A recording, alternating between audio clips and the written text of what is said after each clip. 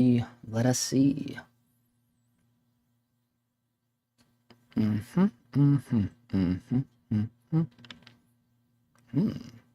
Aha. There we are. Okay, folks, we are in here. I'm sure you all have heard of Cullen Kelly. If you have not, this is who Cullen Kelly is. Pretty high advanced color grading that he offers over on his channel. I believe he calls himself the grade school. You can see here his little bio. He's a professional colorist, image scientist, and educator obsessed with the power of a well-crafted image. So this is pretty rad. He sent me over some LUTs that you can use, and pretty much it works with, I don't know, I put it in the description of this live if you want to check that out. But it's basically in, let me see, Log C3, Log C4, Red Log 3G10, so it's good on your red cameras. S-Log3, obviously for the Sonys, Blackmagic design film, the BMD film, Apple Log for iPhones, Panasonic V-Log, Canon Log 2, Canon Log 3, and even Fuji F-Log2. So they didn't really leave any out. Maybe if the Z-Cam has its own, maybe it wouldn't work on the Z-Cam log. But yeah. So basically what this does is there's a little tilde here when he sends you the package. So when he sends you the package, and this is free, by the way. He offers this for free. This is not like a thing that he's charging, not that I'm aware of. I don't think he's charging people to use these LUTs, because these are really just used for on set, right? And I'm going to show you, we're obviously not on set today, but I'm going to show you, you know, just like any other LUT, you can easily load it into DaVinci Resolve. And I don't know that I don't think that's the correct way to use it, you know, it's not really, I mean, he can correct me if I'm wrong, but I'm pretty sure it's not designed for post-production. It's more designed for on-set, because here you can see, I don't know, it won't let me zoom in on this for some reason. Maybe because of this X. Let me see if it'll let me zoom it. There we go. So he says the tilde here is to expose your subject in the sweet spot and make sure the image looks good to you through a viewing LUT that you like. Okay, so basically what it is, you're hitting, right here it says you're hitting the sensor's sweet spot between a half a stop under and 1 stop over middle gray. So it kind of covers that whole little range there. So what I did is I have a thing set up here in the good old Resolve. We should already be opened in here. Yeah. And then what I'll do is I'm going to take my face off of this real quick. Put that out. So right now, this is just, we can go back to the log image here. I'm going to disable that. Don't worry about this one. This one is just the Pixel Tools DCTL for like skin checker, white balance checker after you have your grade or whatever. So this one though, so this is the S-Log3 S-Gamma3.Cine with the Sony FX6. We shot this a while back. You can see here in the camera settings, 4800 white balance. I was shooting at 12,800. Yeah. It looks like I pulled the highlights back -13 and pushed the shadows 3.5 already. I don't know. I might have done that when I was messing around before, but I can show you real quick. Like this is just a look I created with all in the dehancer. You'll notice like this node is nothing, right? Like the whole look is built within the dehancer little sidebar here. And then I make adjustments over here in the camera raw tab. So the film profile is just Kodak Vision 3500D, and then Kodak Endura glossy paper with 65mm ISO 250 for the grain. Very basic, right? This is just very basic just for this video, right? But if I turn this off, and now we go back to the log, right? This is S-Log3 S-Gamma3.Cine for 12,800. And then now this is the sweet spot LUT that I imported here from Cullen Kelly. You'll see it down here, sweet spot S-Log3. So when you get the whole package, there's different versions depending on whatever log you're filming in, right? So you get the whole kit. You'll get every camera that he's made it for, which again, I already said, it's quite a bit, right? So, and I'm just going to show you what it does. Right? So now if I go full screen, and this is how you would use this on set. Like if we were pretending that this was our monitor at Video Village, this part of her, as you notice, like this is obviously lit to be more of like Rembrandt lighting. But you know, you can kind of use this on the day to dial in the exposure. In my opinion, dial in the exposure on your lamps, on your film lights, you know, rather than messing with it in camera. I don't really like to operate like that when I'm shooting like a controlled piece where I have lighting and stuff like that, and where I'm in control of the situation. I like to, you know, go into whatever my settings are. I already know what those are. I dial those in before I even get to the set location. I put my camera up on sticks or wherever it's going to be, on the little dolly or whatever, and then I adjust the lights until it looks like this, basically, right? Because this is the sweet spot. So we know that, like, this is the way it's designed, right? If I'm correct in how I use it, and the way I understand how Cullen Kelly explains it, is you just want to see, you know, you keep pumping the light exposure wise until you see the part of your subject that you want to see. You know what I mean? And so it's also nice here because you can kind of see that we're not like flooding the whole room with light. I got this weird little window back here that I'm kind of getting some weird something with pumped through, but that's coming from outside, right? So these are all just little Astera Nix bulbs. These little guys over here are Astera Nix bulbs. The light that's hitting her just happens to be hitting these flowers right here and this pillow behind her. But you'll notice, like, I'm flagging it off with the floppies. I'm not letting it spill all over the wall here, you know, because that would be like really bad looking. That would be like super sourcey, you know? So now when I turn that back, turn that node off, now this is what it looks like in the log, right? So you can see, like, this is still what I would call properly exposed, right? But with the sweet spot, it's really just a quick, easy way to make sure that your subject is exposed the way you want them to be exposed. And more than that, I mean, I like to use it to just see what's going on with my whole scene, you know? Because like what I just told you guys, like, for instance, if I had forgot a floppy or something and I turned this on, that proper exposure, we would see this whole side of the room because it would be lit up like a Christmas tree because there's no floppy there to block the key light, right? Because it's just a huge book light. That's all we're doing to do this. It's just a ginormous book light. And it's actually coming from outside, right? So this is lit with a book light that's outside the building over this way. There's like some big windows on this side, and we're just pumping the book light through here with a 1200D. I just built a huge, well, me and my team, we built a huge book light with a 1200D, but it's outside. Okay. Anyways, and now when we turn on the quick little weird grade I did on it, there it is, you know? And I thought maybe we could just kind of look at different scenarios on this little pilot because, it's, you know, it's done. It's color graded. I don't know how much I can show though, so I might have to choose what scenes over on the other screen over here. But yeah, that's the basic idea like that. Let me get back to Cullen's page here. See if I can find that.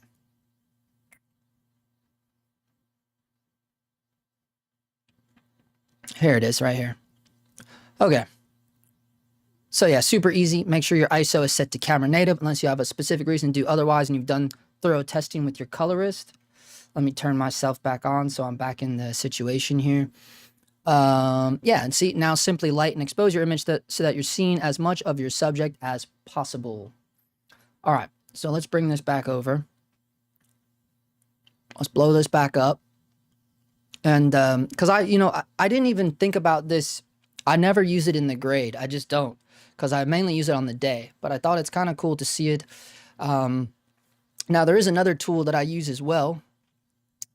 Let me close these clips real quick. There's another tool I use, and it's this one right here. And this is the Pixel Tools. This is their DCTL.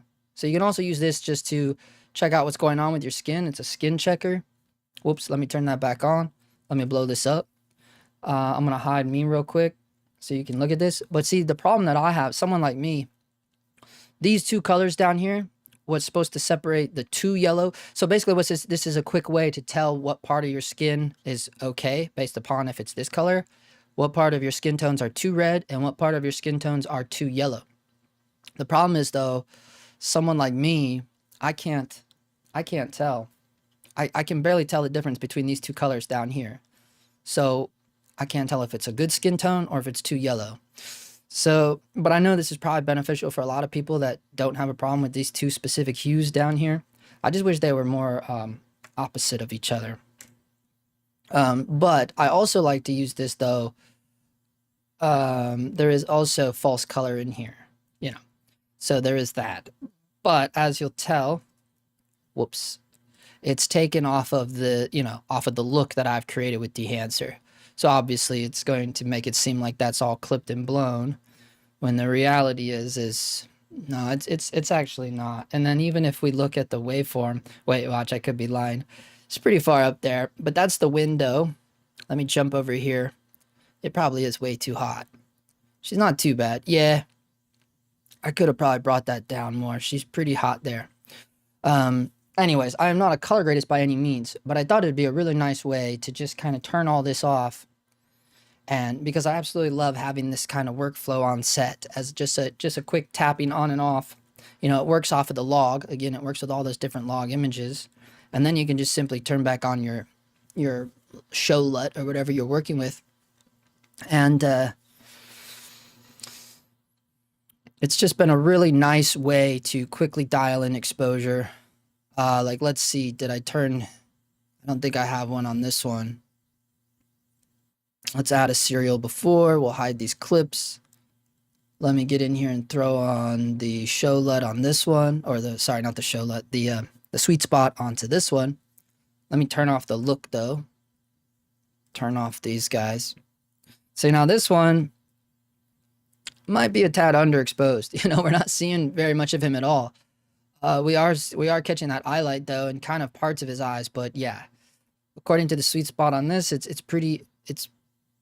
And I think the biggest problem here though is when you look at it, and this is something where we were chasing our tails. This was literally like the last shots of the night of the end of the run. So at this point, we're all severely depleted, and you know the entire crew is only like 4 guys, including me, right? So keep that in mind too. And when I say crew, I mean camera and lighting teams, you know, with grips. So the entire crew, that any part of the crew that is part of people, you know, creating the look, and in regards to the lights, yeah, 4 people total. So keep that in mind too, you know. But yeah, this is a situation where we find ourselves backed into a little bit of a corner where you go, oh, dude, this is not good. Because the first thing is we are kind of like, you know, we got kind of this white wall situation all around us.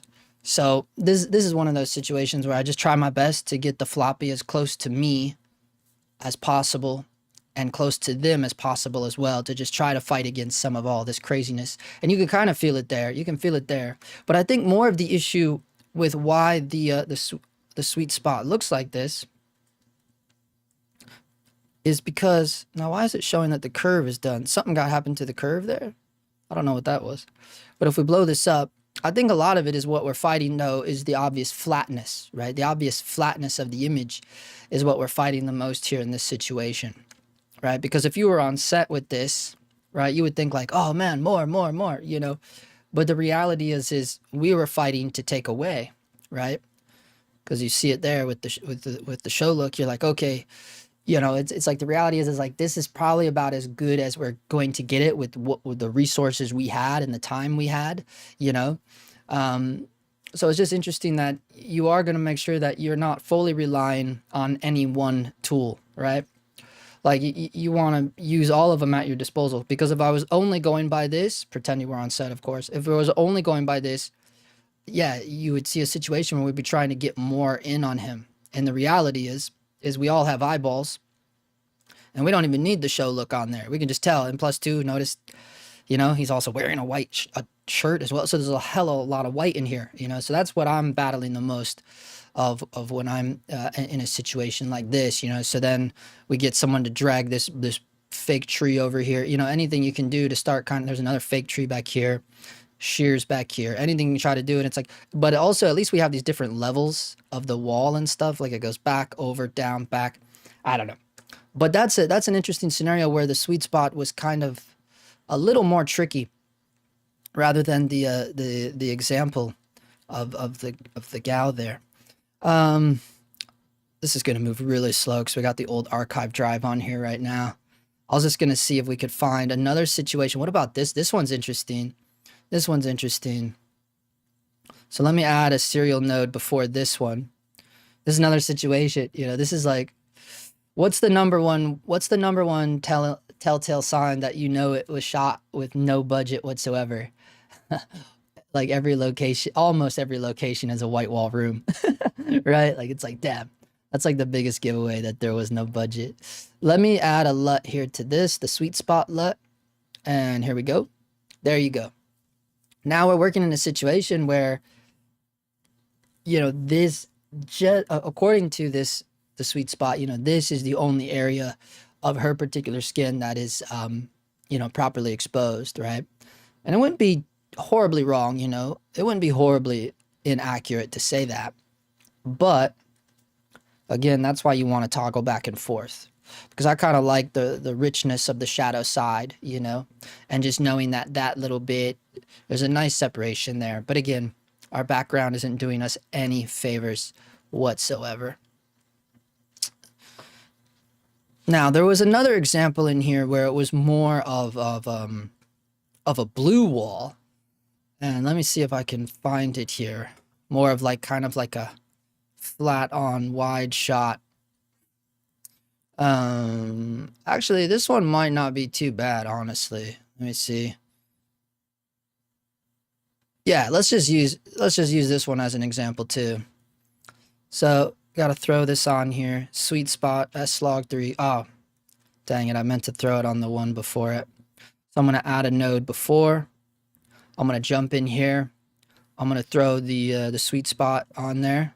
But now look how wild it looks with the show LUT. You don't ever want to stack them, because that's essentially the same as stacking LUTs. Have you ever done that? Like, have you ever done that where you have a LUT in camera and then you don't realize you're also sending a LUT downstream, and then the monitor is also showing a LUT? So now you're like, well, that would be, yeah, that's a perfect example of double stacked LUTs, you know? And that's, yeah, if you ever walk over to Video Village and the monitor is looking super contrasty or super saturated, is, you know, first things first is to make sure you're not sending any LUTs downstream, because it can get gnarly real quick there, you know? All right, so this is where we're looking at the sweet spot. And yeah, you know, again, this is, you know, falling victim to the Rembrandt a little bit. But you'll notice like we are kind of like lighting up the whole room. So this is a great example of like when we let too much spill kind of spill everywhere. And it wasn't for lack of trying, you know, we did have an overhead up here. Let me turn my guy back on now. It doesn't matter now. We did have a light mat above, right? And we did our best to kind of, I hung the skirt as low as I could get it, and I tilted it away from the wall as much as I could. The problem was the overall space is so small where the talent is just too close to the wall, right? So if you don't have the physical space to get further off the wall, you're always going to have some sort of flood, because there's just no, the tighter your situation is, there's less room for control, you know? So that's kind of the situation we found ourselves in, just so much spill because he's so close to the wall. So if we kind of disengage that, okay, that's the log. You can feel the hot spot too. But what's also happening here, he's like mid sit down, you know, he's sitting down into this sit. So obviously this part of his head is closer to the source as he's going down to sit in the chair. So it's not going to last too long, you know. And then you see it here with the show look off and on. Turn that off. Turn this back on. It is just kind of really cool to just quickly throw that in there and start dialing that in and just see what's going on, you know, like just as a really quick way. It's really nice just for like the more simple the shot is, you know. Here's one that's kind of like, this one kind of reminds me like MTV vibes, you know. That's kind of what it reminds me of, like a Jersey Shore type thing or something. So not ideal, right? But again, you know, we're doing the best we can with the resources that we have. Yeah, so if I add a thing in here, add a serial before, I throw my sweet spot in here, sweet spot S-Log2. Oh, stacking LUTs, we'll turn that off. We got this on, we'll blow this up. Yeah, so see, this is a situation where having the sweet spot on set, if I would have had more time, this would have been really beneficial, right? Because there's so many things that are instantly revealed. It's like, yeah, the shape isn't so nice on her face. She's getting pretty flat. You know, let's be real. It's getting pretty flat. It would be nice to have this. But also, this is a thing, too. it's always a little tricky for me when lighting the female talent, you know, because I do kind of want to give them more level than what I would for the male counterpart, you know, and that's pretty common with shows and movies. You'll see that quite a bit actually. Like there was that show, the Nicole Kidman and Kevin Bacon. Nicole Kidman and Kevin Bacon have a show on Netflix, and it's called Sirens. Sirens is the name of it. So Nicole Kidman, as you'll notice, I think she must have something in her contract, because Nicole Kidman, almost everything that she's in, sometimes I swear, like yesterday, like we went and saw Eddington this weekend. We saw Eddington open night, killer movie by the way. And you know, Nicole Kidman is like the mascot of AMC ever since COVID or whatever. It's that, you know, the infamous shot of her walking down and talking about AMC, the movie experience. And her face is just so over polished. I feel like it just looks like there's like a special Nicole Kidman filter or something, right? And it's like, it's wild looking to me. But in that show Sirens, there is, I'll try to see if I can find it actually, but I'll finish telling you what it is, right? So she's in a kitchen. He's in the kitchen. It's a bright show, right? It's a not a super bright show. It's half dark. It's very like I don't know. It's nighttime TV show, right? So it's not like soap opera bright, but it's still they live right by the beach. It's morning. There's tons of light pumping through the windows. Is what I'm trying to tell you, right? So Nicole Kidman looks normal, like how you would look if you were standing in a huge, beautiful, bougie-ass mansion on the beach, you know, like literally on the beach, water right there, sun coming in, like she looks normal how she would be lit. And then it goes to Kevin Bacon's coverage, and it looks like it's a totally different show almost. So I think that's just, like when I see something like that, I go, that's an example of how they're like kind of over-lighting, or dare I say overcompensating for certain female talent, right? And I've heard of stories where some female actresses, they already know the filters. Like there are literally some female actresses that will request the Schneider Classic Soft filter. Like actresses that have been around a long time, like they just know. Which is smart. It's important to know that about your craft, especially with like when your face is literally the moneymaker, right? I mean, not just the face, but yeah, it is a lot of it, right? We all know that. So it was just interesting to see that. So I guess that's kind of the trap I find myself being pulled into, you know, with female talent, where you're kind of like, oh, I kind of want to overcompensate because I'm afraid of lighting the females too dark sometimes, right? But in this scenario, this, you know, if this would have been a situation like, again, if I would have had this sweet spot thing turned on, and again, like he gives this away for free. Like I'm not like doing any favors here, you know, like anybody can get this whole package for free from Cullen, from his website, you know. So I've had it for a long time, by the way. It's just I don't know why I've never really mentioned it. But, you know, and you'll notice more than just like the flatness on her face. There's also like, I think like whatever's going on up here, which looks like a crazy like hair light or something, like this has got to be brought back. You know what I mean? Like this is really wild. Like we shouldn't need that much of her hair like glistening. So I think the problem was with whatever we were using for like this kind of whatever we were trying to do here, it's just like way too hot, right? It could have been brought down to like 10-15%, right? And then also we see like this kind of thing going on here. Like to me, this isn't, I think also this might be maybe also from this, right? Like, so I'm talking about the exposure here on the shadow side arm in this, like this has got to be coming from the same spot. So, you know, if you had more time and resources, you could try to clean this up and get this down a little bit, right? Because we have the level here. We don't also need it here. And honestly, looking at this, I think this is something that Patrick O'Sullivan would probably easily just glance at this and call this a sun sandwich, right? Because it does appear to be like, if you just squint your eyes, you know, she has like there's like a perfect bar of black.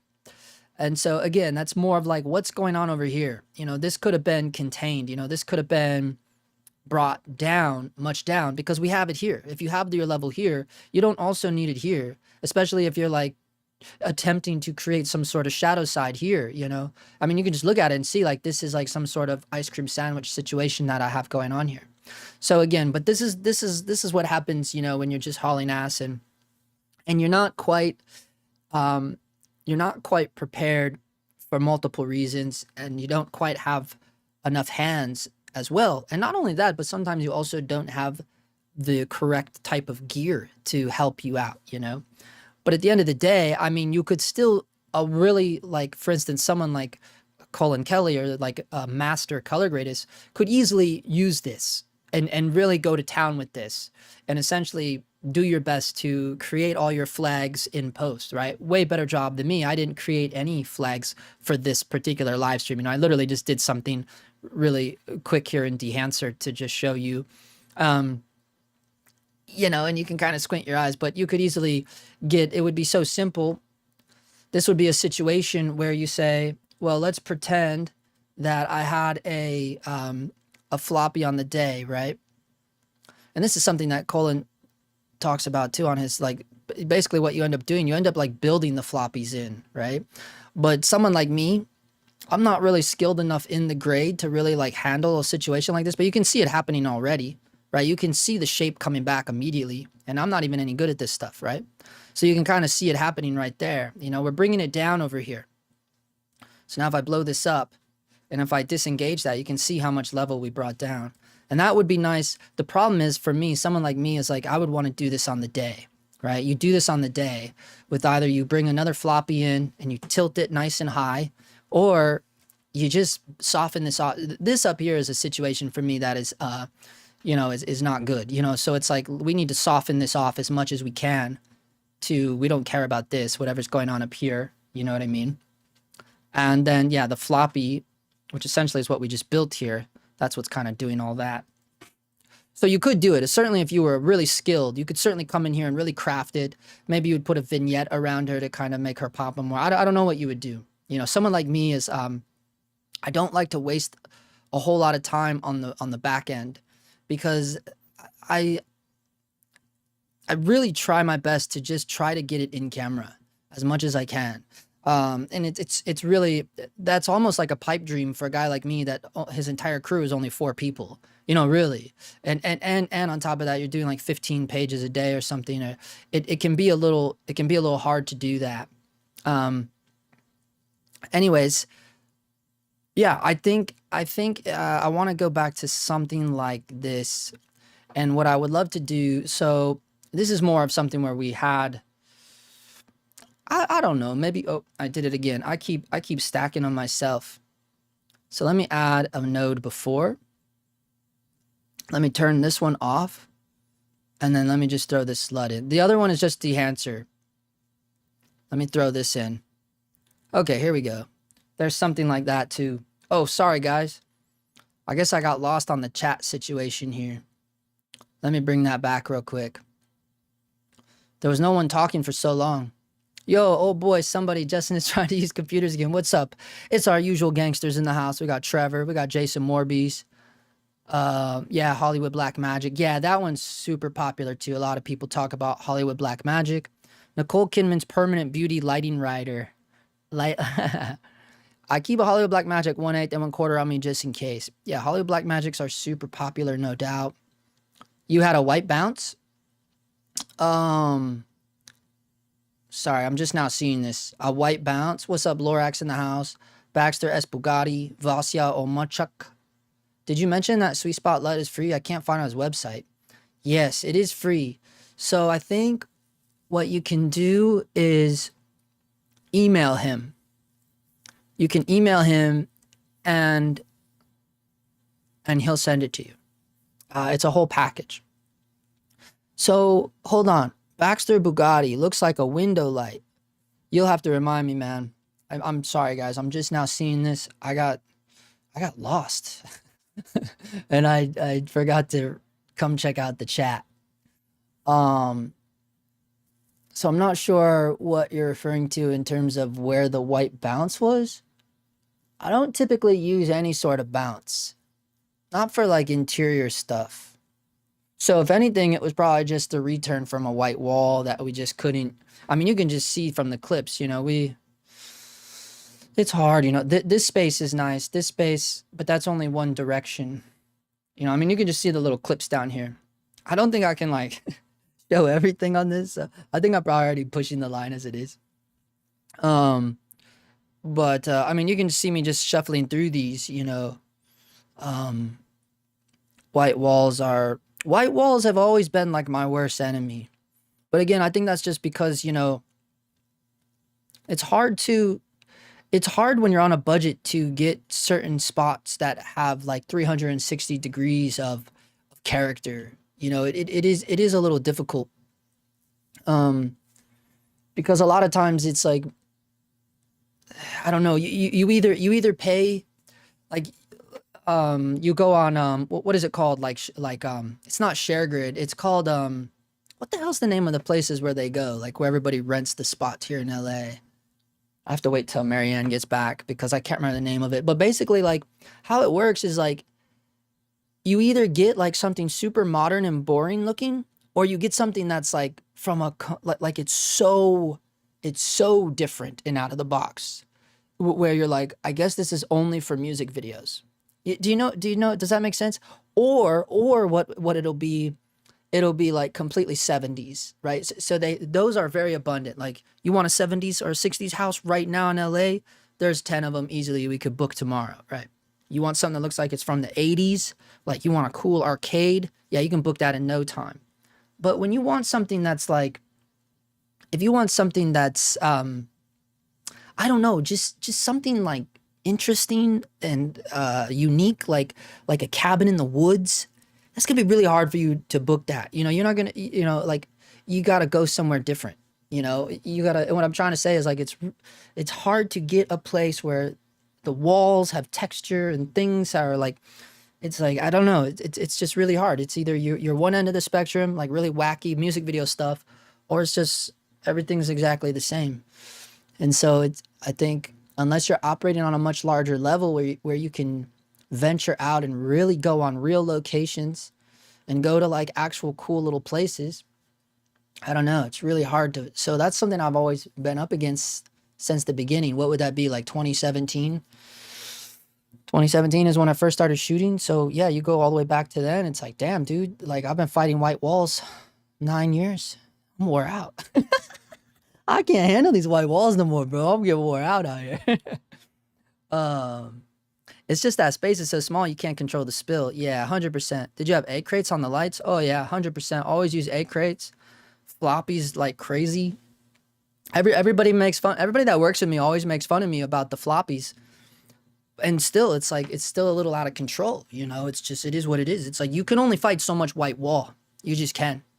Especially some of those locations are like offices, you know, then the offices are higher than you.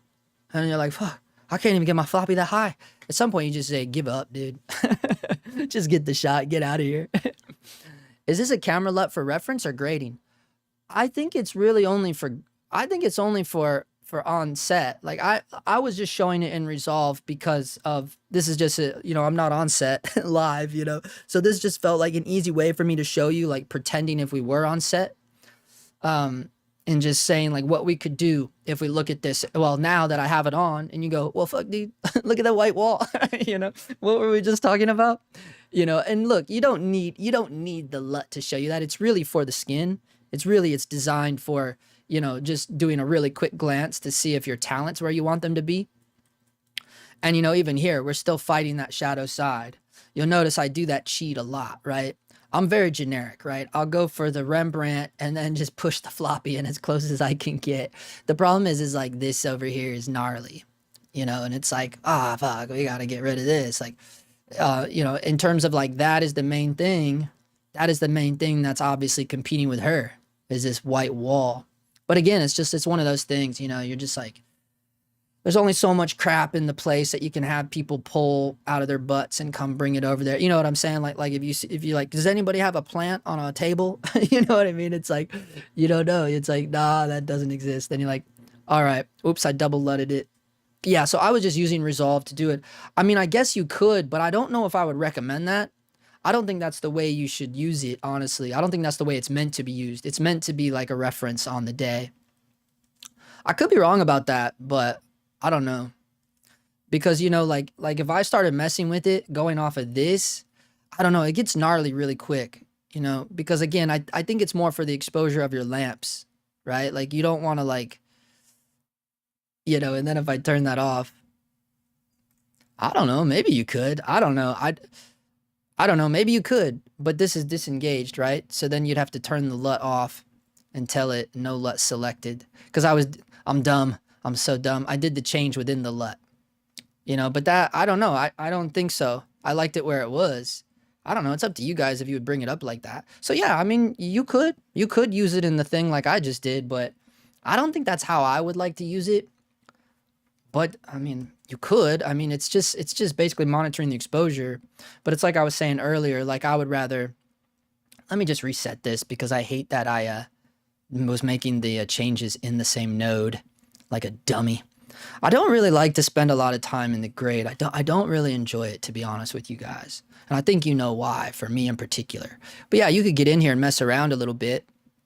You know, like I'm obviously just pushing levels to push levels right now just to see how crazy you could go. You know, I could also come over here to my raw tab. So like, let me reset this. You know, look at my raw tab. I don't know how this happened either. Like, look at this. Like, why was I shooting 12,800? Something bizarre happened. Something had to very bizarre happen. Because I look at this and I go, what is going on with this? Yeah, I don't know how, why. But, you know, you could, I don't know, dare you drop this down to like 2,500? It's like completely dark. Yeah, you don't want to do that. So see, the biggest problem is though, this would be like another situation where you're like, okay, let's build that little virtual floppy again. Or really, like, I guess you could do a window. Like, would it make more sense to do one of these square windows? If you were really skilled, you could do like a square window and try to pull that down. Yeah, I'm sure, I'm sure someone would do that. Me? I don't know, dude. If you wanted to build a bunch of windows for each shot, you could totally do it. Whoops. Yeah. I don't know. I don't know. But yeah, it's a lot of whiteness we're battling around here. But yeah, you could certainly use it for grading. I just think it's a better tool for on the day, quite honestly. I guess it depends on like how fast you gotta go, you know? Just tested it out with my FS7 Mark II and worked great. Thanks. Yeah, awesome, dude. FS7 Mark II. What kind of softbox do you use in older 70s houses, or will that be more or less the same? What do you mean? What kind of softbox do I use in older 70s houses? I don't follow you there. Are you talking about trying to get like a certain look or something? Like or do you mean like are you worried about damaging something in the house? I don't follow you, like why it would matter where you're shooting at, what softbox you use. I don't quite know what you mean there, Baxter. You've got easy control over exposure in FS6. I'd love that scroll wheel on my camera. Yeah, for the ND. You can add a gradient from the top maybe. Yeah, you could do that as well. Will you use a larger softbox? I don't use softboxes. And maybe that's a lot of my problem too, is I create more problems for us, I guess, a lot because of how I like to do it. I like to do book lights. I don't like the idea of a softbox because that's like direct light. That's like a direct source, right? So I always build these big elaborate softbox, or not softboxes. I guess you could call them softboxes. It's a book light though. But yeah, I guess it's a 6x6 softbox. But there's no direct light. It's all bounce light. So what I'll do is I will take a I was just thinking I could open Satellite and just show you what I do. We could do that. We could do that. I can open Satellite and show you exactly what I do, but it's pretty simple, right? So I have WAG flags. I don't know if you know what WAG flags are. Here, we can bring those up actually. I can show you what a WAG flag is if you've never seen a modern studio WAG flag. They're really only useful indoors, right? You can really only use these things indoors. Wow, now these guys are making them. Advantage? Wow, well, Modern started it. That's weird, man. Modern started it. Let me go here, WAG flags. So I've always used these things, right?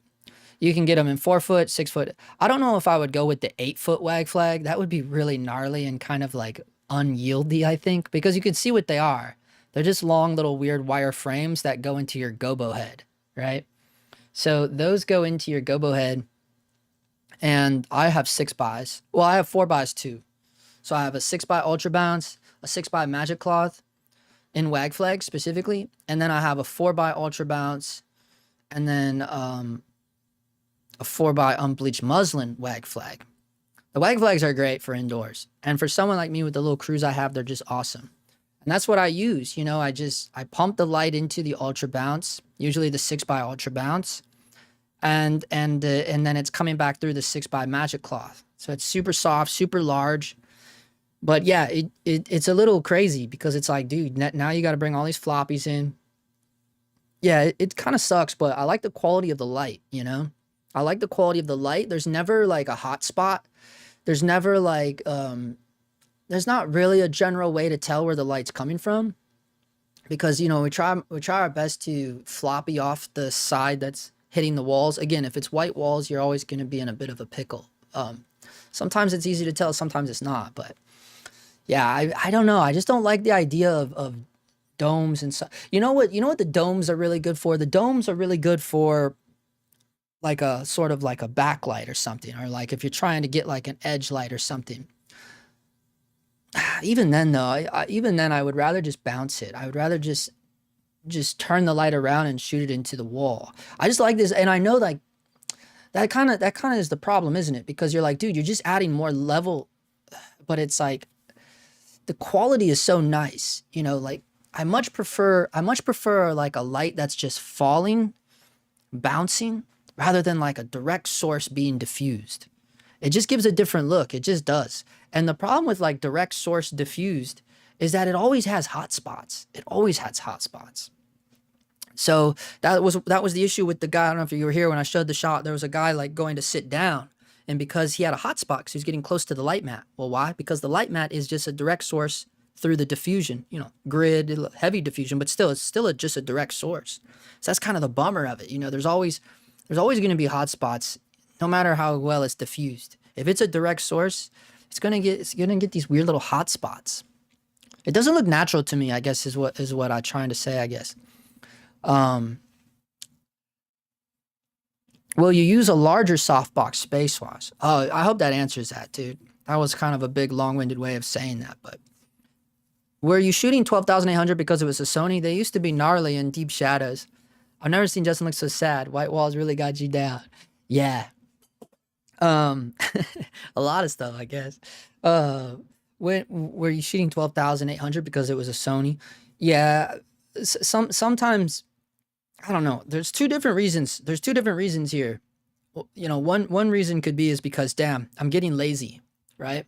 Like if you've been working for a minute, you find yourself in a situation where you're like, oh God, this is gonna take so much effort, and like, or sometimes too, it's a reality of like, dude, we still don't have enough light.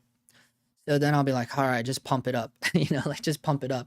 But sometimes too, you could also work in the situation of like what you were saying, like the shadows get a little too gnarly, but you know, I don't know. In my opinion, the 800 is cleaner shadows than 12,800. It really is. It really gets a little gnarly pushing that to 12,800. It really does, in terms of like digital noise and stuff.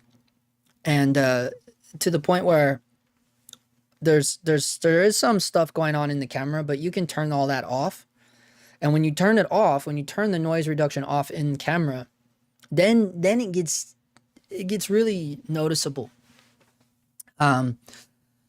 But yeah, I mean, you just pump more on it, you know, but you don't have to pump as much. You understand what I'm saying? Like if you're set at 12,800, you don't need quite as much light, depending on the situation. Okay, is Fireface's film in the house? Maybe you had an ND filter on and thought it was too dark, so you bumped up the ISO. Hey, that could be very possible too. Because we were shooting multiple angles in there, and there was a lot of windows in there, and we were using a lot of ND off and on, and yeah, that's a very possible thing actually. Could be, yeah. I mean, it's too long ago. I think we shot that back in March. There's no way I'd be able to tell. I don't know if Fireface Films is in the house. So Fireface Films, he's got a little channel cracking. He's almost hit 1,000, and I guess he's working on some LUTs. My mama on board. I think I don't know if they're only for Sony cameras or what. He apparently is a Sony guy, but it looks like he ditched his XH2S for an FX30. Hold on, Joe Marklin in the house. He says, I'm kind of a beginner. Does one always expose for skin tones if there are people in the scene? When do you exposure for like background or something else? All right. Should we open? I just closed Resolve, but now I'm like, damn, I kind of want to open again. Or we could do this in Set a Light. I think I want to do this in Set a Light. So my location scout video did not do as good as I had anticipated it would, unfortunately. But the main reason to do it is because it was a great introduction to, like, I use this program all the time. And honestly, that video was not an introduction, the Virtual Scout, because I have shown this program before in the past, in past videos. They don't sponsor the channel or anything, FYI. This program I completely paid my own money for, but I use this all the time. But I am going to answer your question, John or Joe, but I want to do it as if we're like on set together. Cody Lockwood says, I sent a screenshot to your email with the FS7 at 2000 ISO using the LUT lit with daylight only. Just now? Cody Lockwood? Oh, here we go. Let's open this up real quick. All right. Damn, he did all that. That's a hell of a lot of grading right there, too. Okay, he's got Apple ProRes. Oh, am I allowed to show this? I guess I should ask first. I didn't know if that was for my eyes or for all of us. What up? Just getting on. Damn, they're going in on you on your latest Threads post. What was my latest thread? I don't ever look at Threads. Damn, I don't ever look at Threads, Alberto. Hold on, now you got me bothered. Set a Light, I may have seen the alpha. Well, it's really cool now because now we have, oh, this opened up my last, so this is my last build. Oh, it kept my last build in here. You can see oh, this is really old. Wait, something's wrong. Oh, I opened up an old scene. I opened up an old scene in here. Oh, so this is actually when I think this is when I was doing previs for the job I just showed you guys earlier. Doesn't this look very familiar? The stairs, the windows. Yeah, this is very similar. And this isn't quite what we did, but you can see, like, okay, here's a great, hold on, because I do want to come back to the threads thing, but we got to get in here first. So check this out. Okay, let me see how much of this you guys can see, because I don't want to, like, close it off, right? Oh, yeah, you can see that. Great. But you'll see they have a 1200D in here. Let me show you what they have for continuous light. Look at this. They have Asteritubes, aperture lights. They got all the airy lights. I absolutely love this, right? And what I do if I want to recreate the sun, I use like an M90 or something. Okay. Anyways, this was very close to what we were doing on the day because you'll notice the 1200, but we had two of them, I believe. I think we had two 1200s. Or no, we had a 1200 and a 650. But you'll see there, reflector, boom. So I'm even still bouncing in from outside. But then you'll notice the weird thing that we did inside. And this isn't even exactly correct because this is just previs. But you'll see like the dumbness that I was talking about earlier, that what I do to myself. Because I'm like so obsessed with, like the booklight idea thing. But this is a program where I didn't even have to diffuse it. You know, like I didn't even diffuse it for the program, which is hilarious. Oh, you can't see what the camera is seeing because I got... Oh, let's go full screen. Hold on, guys. I got to turn the chat off got to cover the chat real quick. Oh, it might not be able to handle. My old M1 looks like she's crapping out trying to do all this during the live stream. I got the rainbow of death twirling at me. All right, we can go back to the chat. Yeah, not a lot going on with the nodes, just little tweaks. Yeah, I definitely saw the alpha of that product. That was like 10. Yeah, but it's way different now. It's way different now. I don't know. I bought it last year. Okay, let's come back to this, and satellite will just twirl to its doom. Oh, I see. This is with you. You used the sweet spot. Just real quick. Yeah, I see what you're saying. Yeah. Look at his crazy fucking grade, dude. Yeah, see, this is like too gnarly for me. You know, most of the time I'm like, dude, you got parallel nodes in here. I'm a 6 node guy. 6 node guy here. Yeah, but it was really nice, right? Just to throw it in real quick and just see where the levels were sitting at. It's awesome, man. Damn, I might have to restart this now. Son of a gun. Yeah, not responding. Bummer, dude. Okay. I was going to try to, I was going to do that virtual with you, Joe. But it looks like I'm having a little bit of problem doing that. Maybe I'll have a better time if I open it. Let's see. Let's just start from the beginning. Let's do a large room. But see, this is what I hate. Like, you got to redo everything. You got to make it for cinema, you know? So you got to delete all this stuff. You got to come in here and switch your aspect ratio to horizontal. And then I like to get in here and change this to 16:9. We're going to change this to 1/50th of a second, right? And let's just go like 800 ASA. Let's put an F2 on here. And let's do a, I don't know, man. Give me a 40 mil, man. All right, cool. Yeah, but you'll notice, like, so over here, can you guys see this? Hold on. Yeah, you can see that. This is what the camera sees. So obviously it's all black right now because, you know, she's out of the shot or whatever. Let me just try to squeeze this. Oh, no, it's going to get gnarly. I just want to, like, still look at the chat. Let's see. It's just a preset tree. Oh, I see. Yeah, like a saved node tree. Yeah, that's cool. Yeah, I definitely saw the, I was looking at it because it's like a director's viewfinder on steroids, and the viewfinders were expensive AF. What, set a light? This is director's viewfinder? No, I use it for previs. So check this out. We're going to get in here, and first thing I'm going to do, I got to blow it up because this isn't normal to me right now. Where is the places? Yeah, here we go. I got to get a wall element. So let me just try to build this real quick, and we'll just drop this. Oh, I know. We drop it in here like that. Because see, they make you, I think they do have like preset rooms or something, but I don't know. And then I'm just going to like copy and paste a bunch of them in here. Whoa. It is better if you use your actual mouse. Let me just drop. Oh, that's a carpet. Boo. Get back to this. Get back to this. Oh man, it's bugging out bad. She can't handle the, she can't handle the live stream right now. It's being so weird, and the controls are backwards for some reason. Oh man. Okay. So first things first. Let's come back, and let me jump back to what, was it John, was it? Do you use light meter on set? Yeah, I do. I'm super old school. The reason why is because it's so quick and easy for me just to go, boom, okay, it's perfect, let's roll. You know, like in terms of what each light is doing, and also like,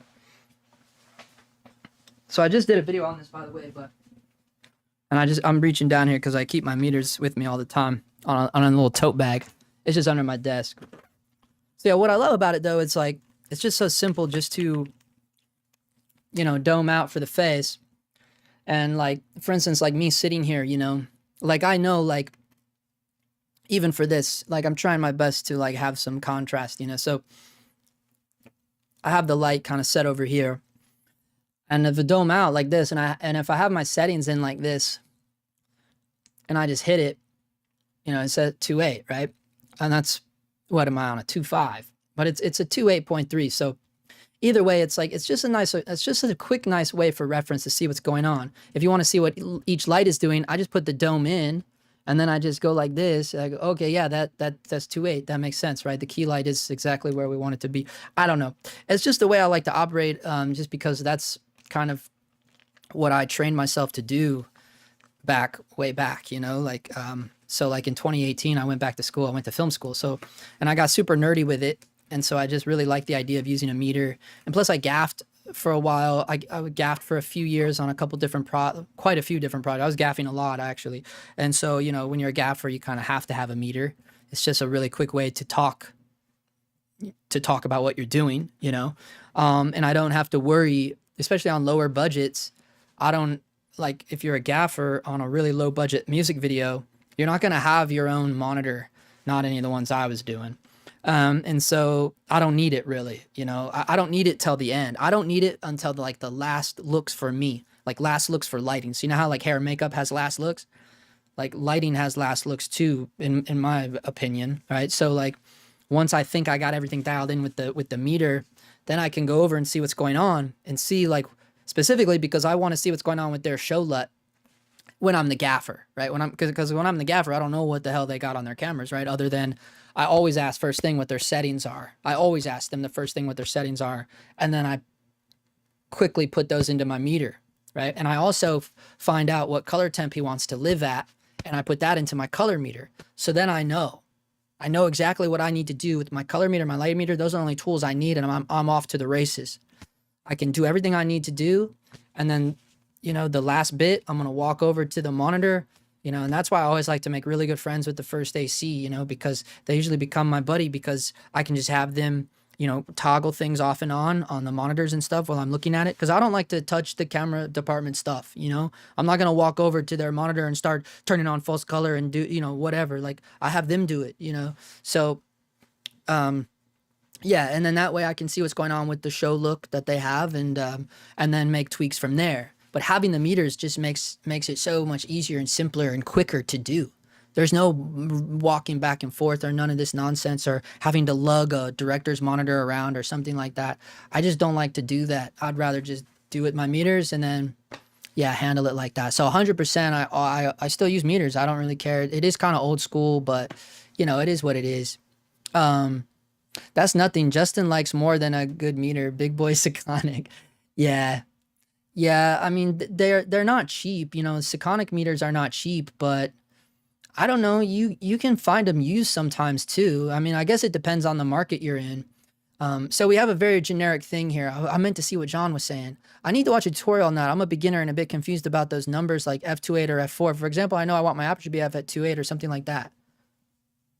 Well, yeah, I mean, that's the first thing you have to do, right? So you have your camera and you know, like you make the idea of your shooting stop before anything. Well, I do anyways.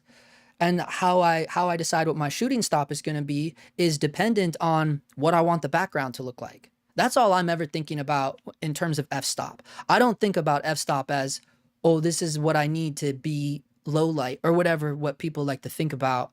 I mean, unless you literally need every stop of light and you're in the darkest situation, well, then I'd be like, okay, let's put on the 1.2, right? But normally, if I'm in 100% control of the lighting, I'm not letting the f-stop dictate to me what the exposure will be. That's not how I use f-stop because I'm going to use the lights to let me set my exposure where I want to be. I use f-stop in terms of what I want the background to look like.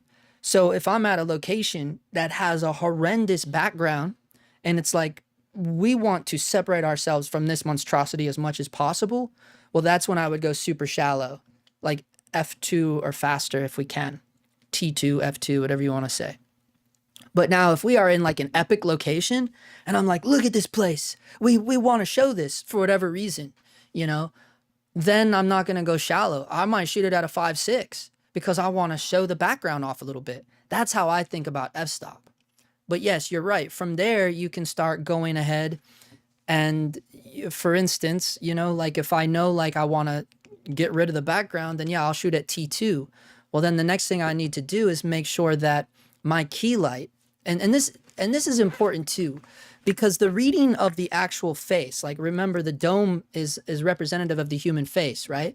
So, you know, like if I take a reading right here, it's probably going to be under a little bit, but that's okay. And it is, it's only a 2, but that's what you want, right? Because I'm at a 2.8 right now. So it's a 2 to camera, technically under, but that's what you want because it's the face. It's under a little bit because it's averaging all of this in. What's this over here? This is the shadow side, right? And during this live, if I'm primarily shooting like this, right? So that's why it's important to put the dome in and see exactly what the light is doing. And now see, it's showing it at a little hot, f4. But if I put the dome out and I go like this, there it's a 2.8. Right? See, it's also like an art of knowing how to use the meter, right? Because you could put the dome in and go like this and go, oh my God, it's 4, it's a stop over. And you would bring your light way down.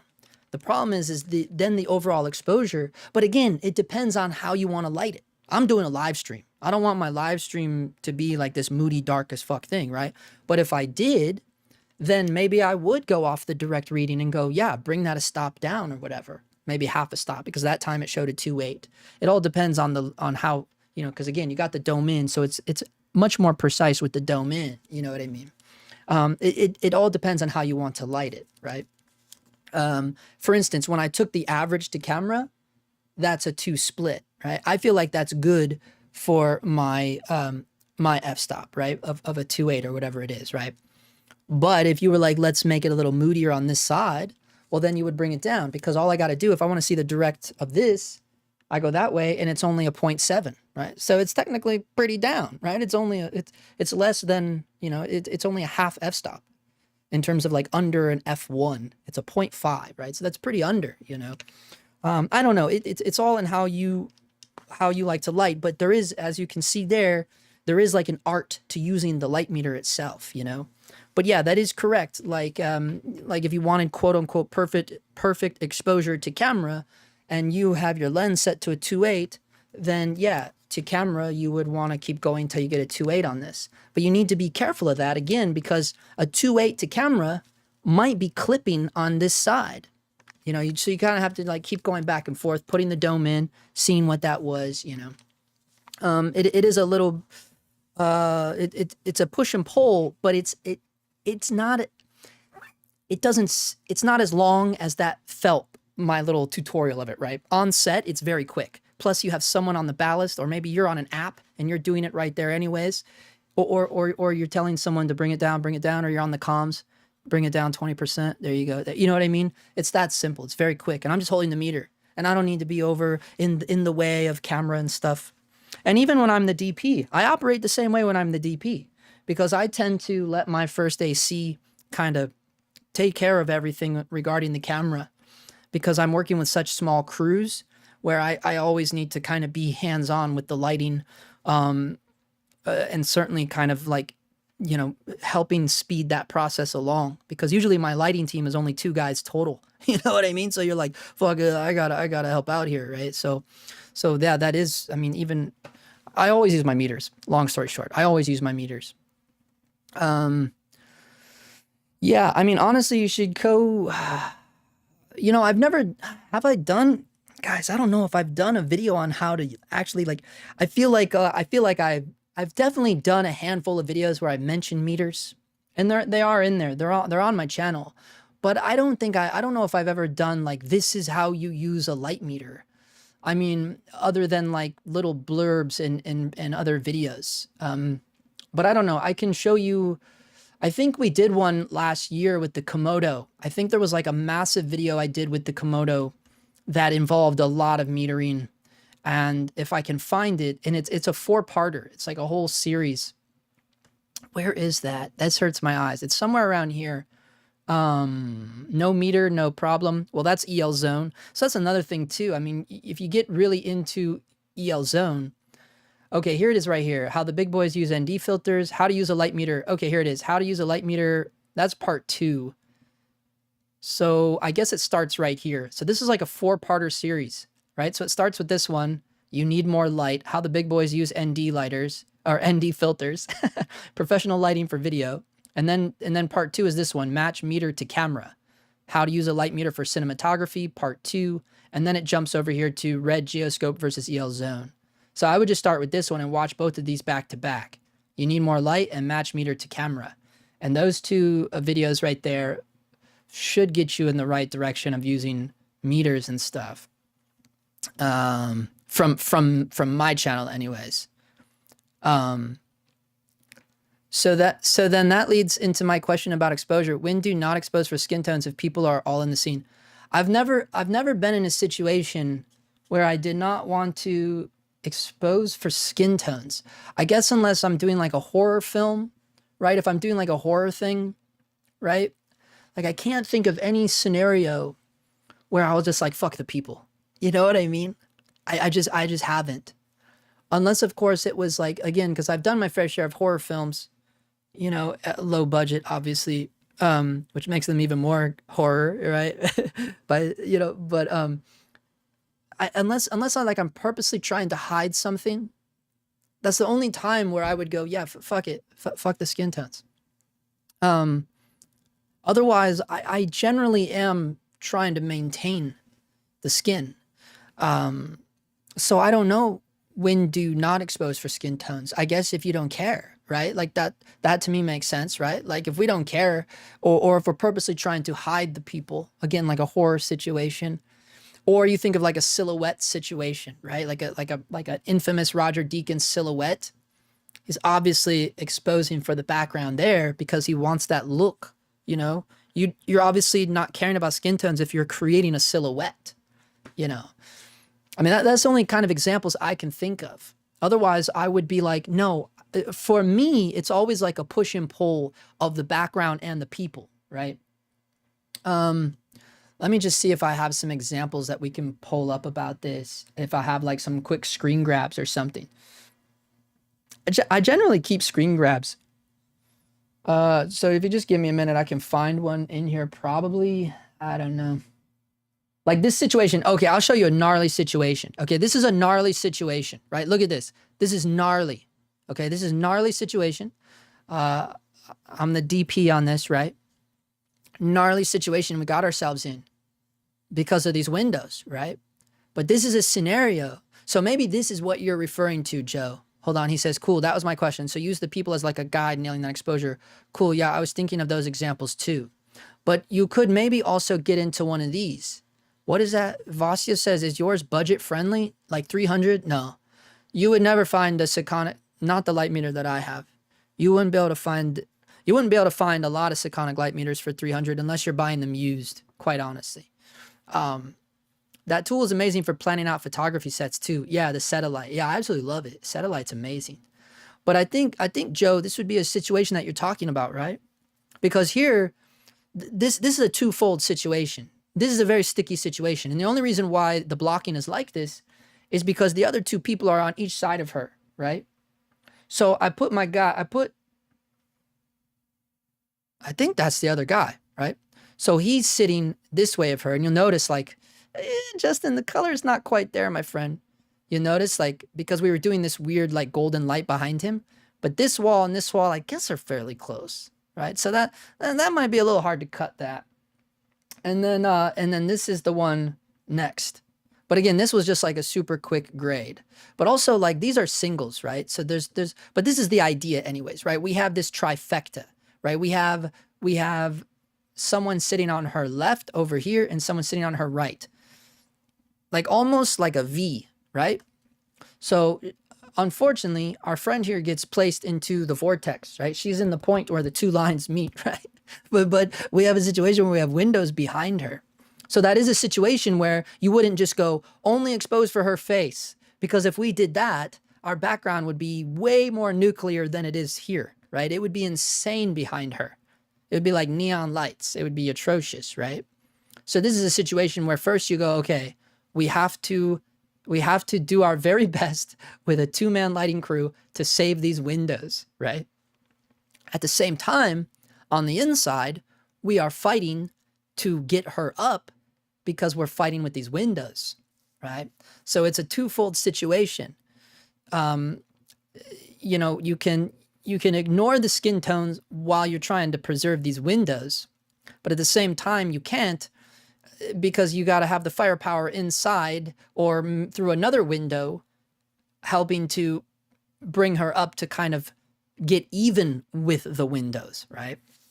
So that also could apply to your question of like momentarily ignoring skin tones to get a hold of these windows back here. Because in this situation, the windows were dictating the entire shot, right? Because we're at the mercy of the windows. So it's like, okay, if this is who I have to if I have to bow down to these windows, yeah, they're going to dictate the entire shot, exposure-wise, everything, right? So it is a bit of a pickle. And again, you see me in this gnarly situation where I love to fight for some sort of contrast, you know? And so another situation where the floppy is just try to get it right on top of her, right? Anything I can do to try to build some shape. And I usually bring it all the way around, right? So it's like here, and then I have another one behind me. So it's just like, I'm like in this little tent, like shooting, you know, into that shadow side. So yeah, I think that would apply, Joe, right there. That no, bro. Sekonic is big cheese. They're like $1,000 for some, right? Well, yeah, that one I have. The light meter itself, I think you can get that for like $700. The color meters are what's super expensive. The color meters are like $2,000, but not 300. It'd be hard to find one for 300 used, no, but not the one I have. But you could get some. The tricky part is not all Sekonic light meters are for cinematography. Most of them are for photography. So the ones that are going to be that cheaper price of like $300, those probably won't have any cinema features. So it's going to be really hard for you to use that anyways. I mean, you can still get by with it, but it's going to be hard for you to not have one with like cine features, you know? This is exactly what I'm asking. Thanks. Okay, cool. Blocking film on the windows. Man, we did so much. We did get a little lucky here because they are tinted. They were tinted, but I had rags outside. And that's really all I could do because this is supposed to be like an office, right? So this isn't a scenario. And plus these windows are huge. They go all the way to the roof. I don't know if I have a picture of the whole location. There is like a gnarly wide shot that I did. I went way up high in the stairs and then started on the big windows and then came down to show the whole space. It was a big space. I saw a light meter on Kickstarter that was 300 Bugatti. What was the name of it? I probably know what you're talking about. There is a new meter coming out, and it's a little gnarly, man. I don't know, like, what the hell was the name of it?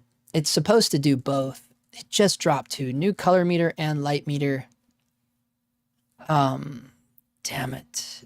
You know who did a video on it? What's the guy's name? Metal Fingers or something? One of the film heads. One of the film head guys. Yeah, this guy right here. Yeah, this guy blew up, man. He blew up big time. But he did a video on this little new meter. I think it was him. Was it him? Maybe not. See, a lot of people use their phones. In my experience, the phones were not a good option. Not for me anyways. It's just like, you can't, I guess it's good if you just want a spot meter. Like if you just want to use your phone as a spot meter, but at that point, any digital camera would work. Literally any digital camera, you could work as a spot meter if that's all you're looking for. But the main reason to have a real light meter is for that dome to do incident readings. To me, incident reading is the best because your camera cannot do incident reading, right? And neither can your phone unless you buy a little dome for it. And even then, it's not going to be calibrated or anything, right? So a lot of people, like back in the day, would be like, you need a spot meter. But it's like, we have spot meters. Your phone is a spot meter. Like, you need the dome. But here's an option of one. This is the one that I had when I was in film school, the Lightmaster Pro. And yeah, this one does not have a spot meter though, but you can get a spot attachment. Like if you wanted to get a spot meter attachment, I ended up swapping this out. Even though I did have the spot meter attachment, it was just a pain in the ass having to, like, you basically have to take the dome off and put the spot meter on. It just became a pain in the ass, you know, when I started gaffing. Really, when I was gaffing is when I needed to have something that does both, right? But if, you know, like if you don't care, like if you don't care about using your phone as a spot meter, you could certainly use this little guy as an incident meter. And you would, you know, if you know how to use this and you have your camera as a spot meter with false color or EL zone. EL zone is the best spot meter tool for any camera, quite honestly, right? So you put EL zone in your camera, use that as your spot meter, and then walk around with this little guy and use it as an incident meter. And you can get this little guy for cheap, right? So if we go to eBay right now, what is this? This Lightmaster Pro. And it has cinematography features, right? So you can put shutter angle in there. I mean, this is what you're talking. This would be the way to go. Like, you know, if you're looking to get one for cheap. Again, not a spot meter. You have to get the attachment, pain in the ass. But just, you know, just use it as incident. It's awesome. Oh yeah, Lit Duo 12. Yeah, I think you're right. Oh, Lit Duo 1. Yeah, you're right. There's a couple of them. I don't know if this is the one I was looking at, but there are a couple of them. Oh yeah, this is kind of like the more fancy one that I saw. This is the more fancy one I saw. There's an even different one than this. There's a much smaller one, which I was really skeptical of. This one is something that was brought to my attention last year. I did reach out to a couple of these companies just to, like, you know, kind of see if we could get like a test unit or something, but obviously never got one, or we would have done a video on it. But this thing is interesting to me, mainly because I would love to obviously test it against, you know, a $2,000 Sekonic color meter, because, you know, this is supposed to do everything. This is supposed to do color. It's supposed to do lighting. It does this even. It scans for frequency. Like, it's gnarly, right?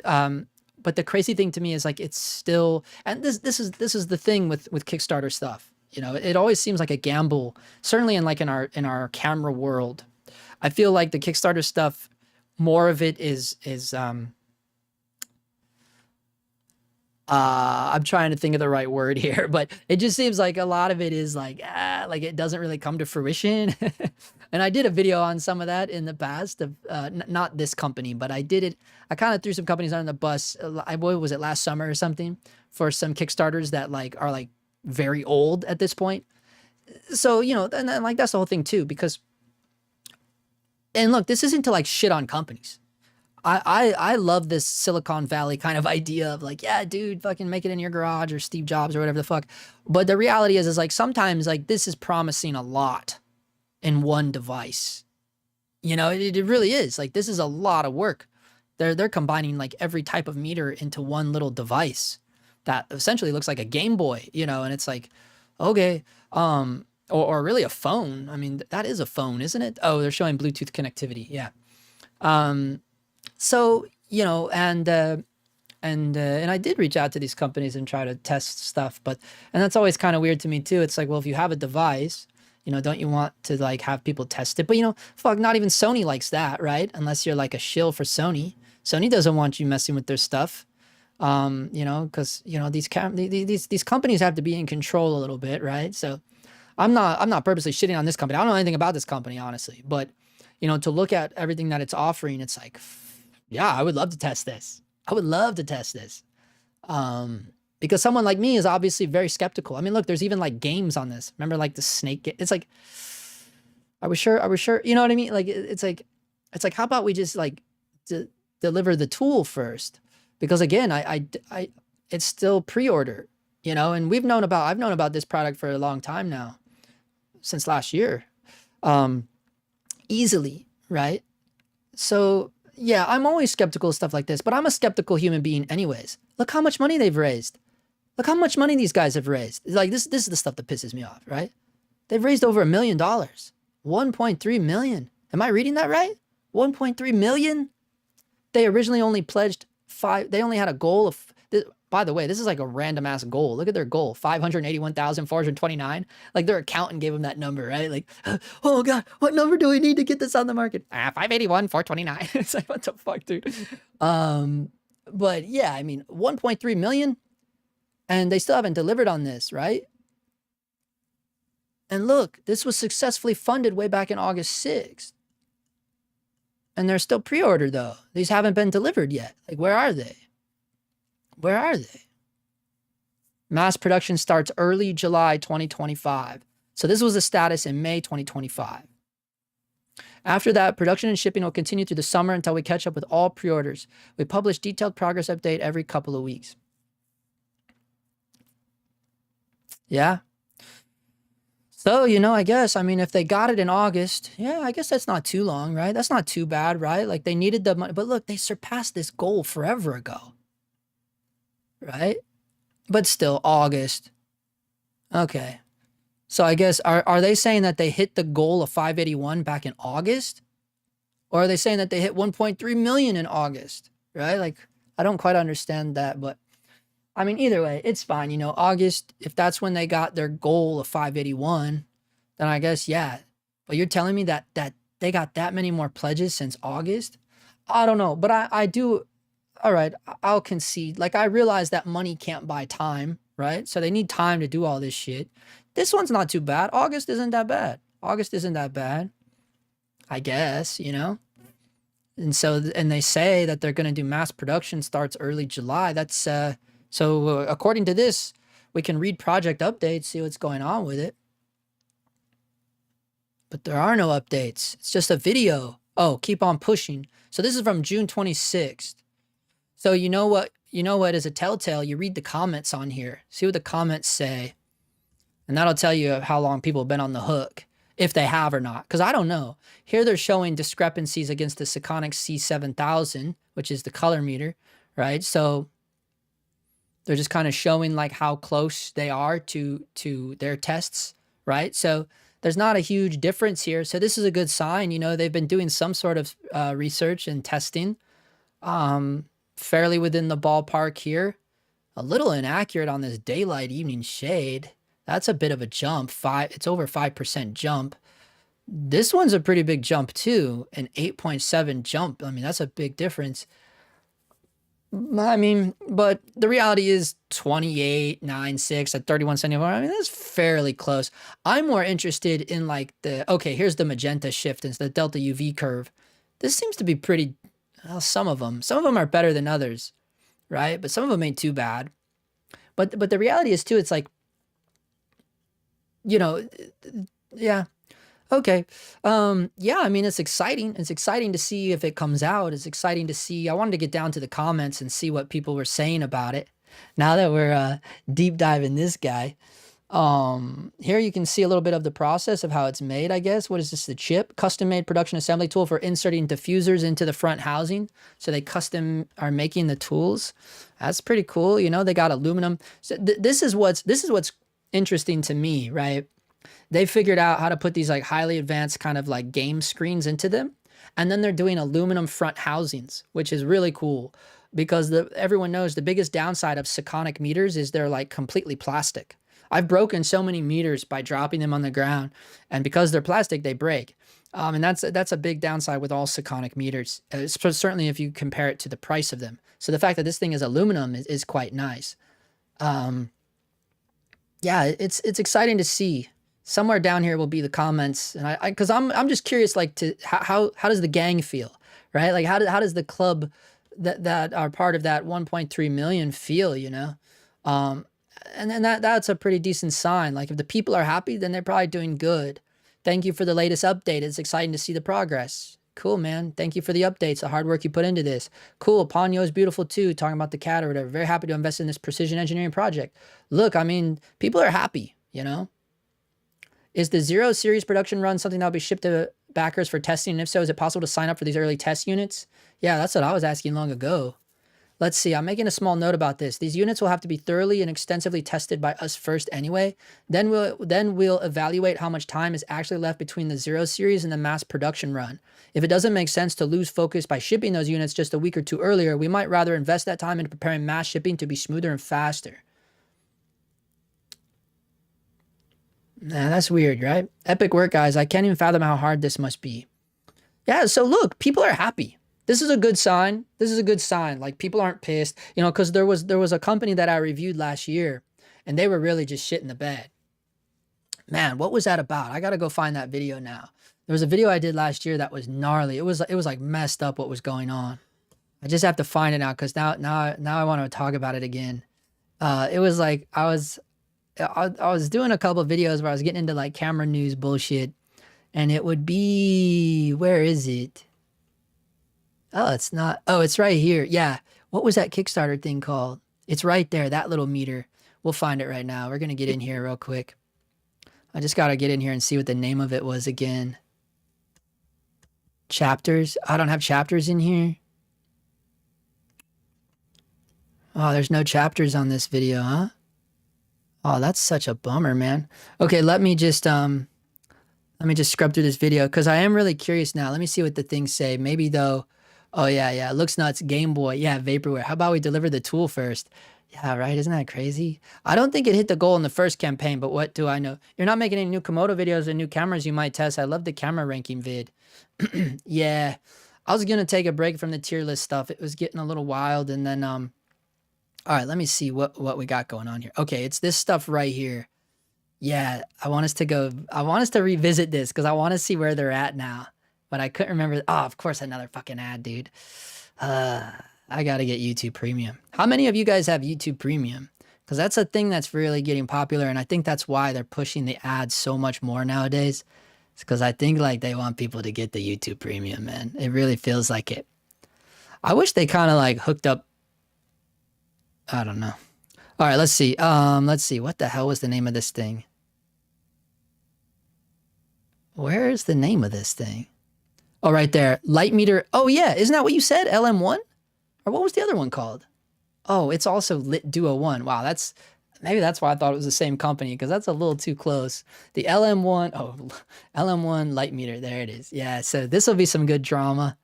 We got to go see what this, because this has been going on a very long time. But look, they don't have $1.3 million. They've only pledged $202,818. It's nowhere near 1.3 million. Yeah, I know. A lot of people have premium. I know. Just got to get it. So this is something that was gnarly, right? Like this got really crazy. And they, look, even now, 7 days ago, any updates? I have better communication with my dog. Yeah, see, people are pissed about this one. Nearly 4 months without a single word from anyone. You think that's acceptable? The problem is that there's virtually no bad press for them. Dude, I've done a video on them. I should do another video on these guys. I should do another video on them, because look, this was only 5 days ago. He's saying there's no bad press. Yeah, see, my channel's too small. Nobody saw my little video that I did, because this video was last August and it only has 1,900 views. But it was like multiple things. But look, I said 400 Kickstarter backers still waiting 3 years later. So that was in August. They were waiting 3 years on this light meter. Wow. As we approach July and the third month of zero communications, so this is 25 days ago. So this was a month ago. As we approach July and the third month of zero communications, I wanted to remind everyone that the creator of this project hasn't even logged into Kickstarter to view the comments. How would he know that, though? How would someone know that? I'm not paying YouTube Fit stuff they didn't create unless the money is going directly to creators like you. Yeah, dude. All right, let's see. Is any budget-friendly on-camera monitor recommendation I can look at? A budget-friendly monitor? I don't know. Maybe like I don't know. I was going to say Atomos, but I don't use Atomos. I only use SmallHD, but obviously that's because like I get them for free. So I guess it's kind of wrong for me to like tell you like get a SmallHD. But honestly, the only reason I get the SmallHD monitors for free is because they were all I talked about. They were all I talked about. And then finally SmallHD was like, yo, you know what I mean? So it wasn't like I sought them out or anything like that. Like they saw someone like me always posting about them, talking about them. And then that's kind of that's how that partnership got created. But I've never accepted money from them. They've never offered me money. It's not like I'm getting paid by SmallHD to talk about SmallHD. It's just, it's kind of like, you know, like if you were like, I don't know, like I don't know how many of you are from the skateboarding world, but if your favorite company is, I don't know, Antihero or something, and you're always talking about Antihero boards, and then one day someone from Antihero skateboards calls you and they're like, yo, we see that you're always riding Antihero and you always talking about them. Like, yo, do you just want to get some free boards and shirts sent to you? You're like, yeah, of course you would. You know what I mean? Like it's your favorite skate company. So that's kind of like my relationship with SmallHD, because honestly, like they've always been the standard.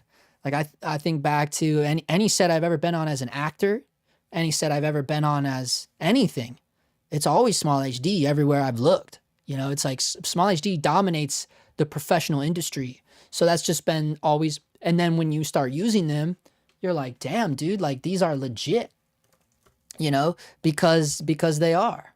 You know, if you go in here and you look at SmallHD, here's the downside though. You know, they have a huge SmallHD tax, right? These monitors are not cheap. But the reason I think why I like them so much, beyond like them just being a standard, is because of the OS, the operating software. It's the best. And now you have companies like Portkeys.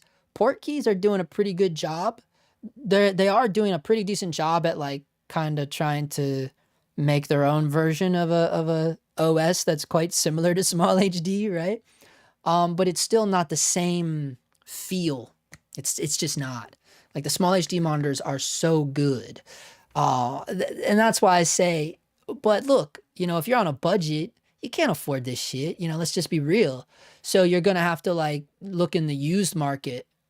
And it's always a bummer buying a monitor used, because if you're buying a monitor used, you need to go in person, right? It's just like buying, I would never buy, you know, like, I don't know. I would be very nervous I can't say that I never have bought a monitor on eBay, because I have, but it is very nerve wracking, you know, because like usually if I buy a monitor, I would go to the person and like physically in person, and I would test out every port, you know, like let's do HDMI in, let's do HDMI out, let's do SDI in, let's do SDI out. Let's make sure that none of those ports are blown, you know, that's the first thing. And, you know, just really check it out, get it on, look at a real image with it. You know, you want to make sure nothing's wrong with it, but as you can see, you could get an older model for quite cheap. Now look, I think this is a way better deal. In my opinion, I would way rather feel better about getting an older small HD rather than like, I don't know, whatever the latest offerings are right now. Like, I don't even know what the offerings are for monitors. Like, I just don't know. Like, the only other people I know about is like OC or Portkeys. And the only reason I know about those companies is because they occasionally will send me something to review. That's the only time I know about any other monitor, because I am that much up small HDs. Like, I guess you could say I'm up their ass, but it's because like it's the only monitor I want to use. It just is. It's always been that way before I was getting them for free, you know, because it's just, there isn't nothing really better, you know? And the whole reason how I got pulled into the Portkeys to begin with, you could go back to my first like Pocket 4K days when Portkeys was sending me their monitors. You go back then, and I even literally say in those old videos, like, this is the perfect budget option for small HD, right? Because in my mind, that's what they all want to essentially be like, is like, it's just like anything else, you know, it's just like anything else. It's like, who makes the biggest, baddest television, or, you know, I don't know, you know, it's like the smaller companies are going to use that as inspiration to try to mimic or try to be better than, if they can. But I've never seen a monitor have a better operating software than small HD. So that's my long-winded way of saying, like, I know it sucks because they're not cheap, but just get an older one. I mean, that's what I did in the beginning. I always had older small HD monitors, always. I always did.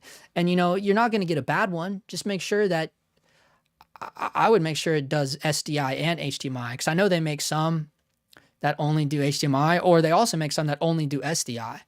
You know, so you want to get one that kind of does both, you know, and I don't know. That's honestly what I would recommend, because they're just amazing monitors, you know. And once you get into the workflow of it, you know, then you are kind of like, you'll know as soon as you go from a small HD monitor to something else, it's always a little bit disappointing, you know. It just is. You're like, oh, now for one, you got to learn how to use this brand new monitor, you know. Beyond that, beyond kissing small HD's ass, there's plenty of good companies out there. Again, I think Portkeys is the best second nomination. You know, if small HD was just a little bit too above the bar for you, then Portkeys is going to get you pretty dang close to it. In terms of like the operating software and stuff. There's Atomos. Atomos is always super popular too.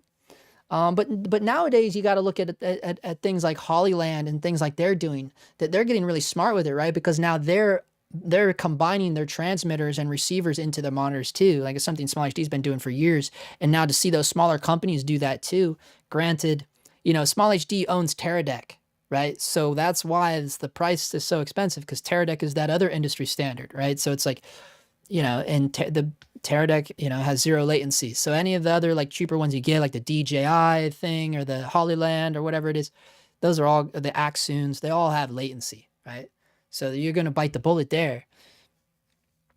Yeah. Anyways, but I'm just saying that's something to think about when you're thinking about investing in a monitor. It's like, you could save a little bit of money if you need to get like also a transmission system, right? Because isn't that the whole point of having monitors? Is to have like wireless video. But if that's something like too far off your radar, you don't have to worry about having like a client monitor or something. You're just looking for on-camera monitor. Yeah, I mean, Portkeys would probably be the second suggestion under the small HD, you know? Yeah, dude. I'm pretty happy with the Viltrox 6-inch monitors. Cheap and pretty good out the door. Not happy with the waveform not being available to add on its own, but for around $250 is pretty great. Yeah, I mean, I didn't know Viltrox even made monitors. You know what I mean? So that's what I'm saying. I'm kind of out of the loop. Small HD is so good. That's right, Jason Morbius. Just grab a Blackmagic Assist, maybe. Good bang fit buck. Hey, that's a good point. I own one of those too, and I completely forgot about that. I still have my Video Assist 7-inch. I still have it. The main reason is why do I hold on to it? Damn, for a lot of reasons. So the new ones are really, I'm so sorry guys, still learning. The nice thing is like, well, mine's a 7-inch, Where is the, this is the one I've had this for years. The prices have not really gone down on these. Look, these are stellar. I keep this for so many reasons. One, it's like a nice secondary video village monitor to put next to the big monitor, right? It just is. It's cool to have like two, so then everybody's not crowded around one monitor, right? So I always keep it for that purpose. But also, like, you can do proxies wirelessly, you know, with the, you know, the trigger record from camera, and it has the, you know, it can, or, you know, if you want to get the 5-inch and hook it up to your camera, depending on what camera you have, you could do Blackmagic RAW, which apparently is coming to the Sony now, like, which is crazy. But another cool reason to use this, and yeah, the 7-inch is rad because it's got the mini XLR. But another reason is, oh, they don't show it on here. So on the bottom of this is a USB-C port for live streaming. So you can literally turn any camera into a live stream camera with this video assist. You can just do a lot of cool things with it. Yeah, I'm glad that Trevor mentioned this because I would have completely forgot about this. Yeah, this one, I always have mine. I've never gotten rid of it. It's just a nice tool to have depending on what you need to do. And yeah, sometimes I'm on jobs that don't require the bigger monitor, so I'll just take this as the director's monitor. It's fine. It's 7 inches, you know. And this does look really good. Honestly, they've updated the firmware a couple times, so now you can calibrate it. But yeah, I don't know. These are good too. These are a good option. But again, it's not going to be. It is a really good monitor, but it's not quite the same experience as like SmallHD with SmallHD's OS. I'm particularly very fond of SmallHD's OS. And also, these monitors are not going to have EL zone. So I wouldn't recommend using these as on-camera monitors, right? In my opinion, you would want something with EL zone for on-camera. But for like client monitor, handheld, this is great. Blackmagic Design Video Assist do have EL zone yet? I don't believe so. I don't think so. I've never heard of that. I've never heard of them having EL zone, but what the hell? I've never updated mine in a long time because I don't really need to update it to use it for anything other than a client monitor. So who knows? Maybe it has. I have not looked at the updates on this in a really long time. So maybe someone else that uses theirs all the time. I have not heard of anything about that though, because I don't think they would, right? Because they use their own false color algorithm thing, which is really good actually. Blackmagic's false color is really good. I will give them that. So I just don't know if they would ever do a thing with EL zone, but maybe, I mean, why not? I mean, they should. They could easily just add it, right? Somehow, maybe it's a little tricky. What are the most common lens filters people use besides ND filters? Do you use any others regularly? I have a kit that I have.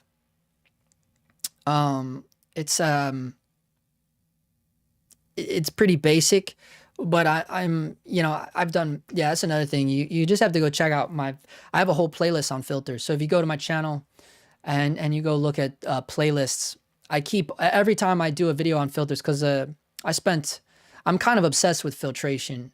It's kind of my one way to try to like help me get the look in camera again, because I'm not too big on the color grading process. So with the filters, I really do try to use it to my advantage. So if you go in here and you go to playlists, I'll just try to find it to show you what it looks like, because I don't even know what the hell it looks like. But it's called filters, right guys? I think that's what it's called. Right here, filters, and it goes way back. Look at this old ass video, filters, view full playlist. But I keep it, every time I do a filter, I mean, there's some old ass videos in here, old ass videos. If you wanted to watch a more recent one, this one right here, I did a buying guide 5 months ago. So this is the video. Maybe it'll let me share this video with you guys and just drop it in the chat. Yeah, so you can check that out after maybe tomorrow, or just bookmark that, check it out sometime. And it's my comprehensive guide on camera filters, just like it says. And that's really the kit that I've been using for the past couple years now. And it doesn't really change much. You know, once you get the filters that you like to use, I don't know, I kind of get locked into it. I don't really change it too often. I use my circular polarizer a lot next to ND. Yeah, I mean, it's certainly better if you have ND internal. Like if you have ND in camera, it's a lot easier to use your circular polarizer then. Otherwise it can get a little convoluted, but it's also a nice way. Like I showed a long time ago on a video too, and it's in that filter playlist. I showed how I used, when I had the Komodo, I had a crazy ND situation going on. So it wasn't this though. It was similar to this, right? But mine was the one tray, the bright tangerine one tray. I'll show you I'll show you guys my exact kit that I had for the Komodo. It was gnarly. And it was so I could have an IR filter variable ND situation with the Komodo without having to spend like $4,000 on the fancy one, right? Like the one that's behind the lens. So I did something really crazy. Wow, they don't even sell the one tray anymore, huh? Okay, it doesn't matter. But so I had like the bright tangerine version of this, right? And basically that's a 138 millimeter circular polarizer, just like it says, right? But what's cool about the one tray is you can stick another filter directly in front of it, right? All within the same tray. Let me try to find a picture of it. And I've certainly I've featured this multiple times in my filter videos. Here it is right here, right? So this is the one tray for the matte boxes. That's what Jason says he uses right now. Bright Tangerine Misfit kit with the one tray. Yeah, same thing, huh, Jason? So this is what I use, and I still use this in my matte box, even though I got rid of the Komodo. I still use this for the circular polarizer because you're always going to use a polarizer if you're having issues with reflections or you got to shoot through a window or something. So there you can see what he's doing. He put a filter in front of the other. But what's nice about this, okay, and this is what I'm getting to here. What's nice about that, so that's enough room to fit one standard sized filter in front of the Pola, right? All in one tray. That's why it's called a one tray. But the cool thing is, like if you had a camera like the Komodo and you're trying to fight against IR pollution, because you can turn this into a variable ND by putting a linear polarizer in front of this, right? That's really why they make it. Well, not really, but it's one of the reasons why they make it, right? You can make a huge variable ND by putting a linear polarizer right in front of this guy. The difference is Firecrest does something really cool with their IRNDs, right? And they make these super slims. They're called super slims. I have the whole set, right? And these are skinnier than your normal filter. So essentially what you can do with a one tray, you can put a one-stop IRND filter and the linear polarizer because Revar Cine also makes the, isn't it Revar Cine that makes the thin linear polarizer? I'm almost positive it's Revar Cine. It makes a thin one. Yeah, they have who the hell makes it, guys? I forget who made it. I'm almost positive it's Revar Cine. B&H just doesn't have it, but it's super thin. So essentially what you can do, you can take the IR filter, the IRND filter, and you can put it on top of the linear polarizer, and then both of them will go into the one tray because they're both super slim. They're only 2 millimeters versus 4 millimeters, something like that, right? And that's a crazy ass IR variable ND for the Komodo that I used to use all the time. Would I recommend that? Not really. It's a pain in the ass, right? But it saved me a lot of money rather than getting the fancy thing that goes behind the lens. The problem is when you're putting that much glass in front of the lens, it gets gnarly, right? And we're not even talking about diffusion yet. It's just gnarly because that's 3 sheets of glass. If you're going to put diffusion also in the matte box, now it's 4 sheets of glass. It gets gnarly very quick. So it's not always the best thing, but it's an option, you know. And then the one tray is cool because it has this little wheel. And you can always like put a little gear on it too. I always wanted bright tangerine stuff, but can never pony up the dough. It's so expensive. Yeah, it totally is. There's a bright tangerine tax, 100%. There's a bright tangerine tax. You know, all their stuff comes from Australia. Or no, England. Sorry, they're English. Sorry, I do that all the time. I'm a fucking idiot. But yeah, they're from England. So I think there's import tax to think about too. But yeah, it's great. It's great products. Once you have it, you don't ever want to get rid of it because you're like, damn. But yeah, it is pricey, that's for sure.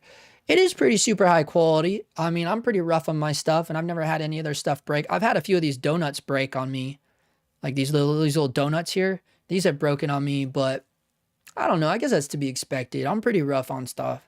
Other than that, I don't think I've had anything else of theirs break. Yeah, they make the drumsticks, the 15 mil rods. I also just ordered those super slim high-tech NDs, LOL, about a week ago. Oh yeah, they're incredible, dude. These are so good. These are so good. I've had these since the day they came out. And I don't even need them anymore. Here's the thing. It's like, ever since I've had the FX6, I have not had to think about these things. But like, I will never get rid of them. because I don't know, I'm not always shooting on my camera, you know. It's just so good to have a set of filters.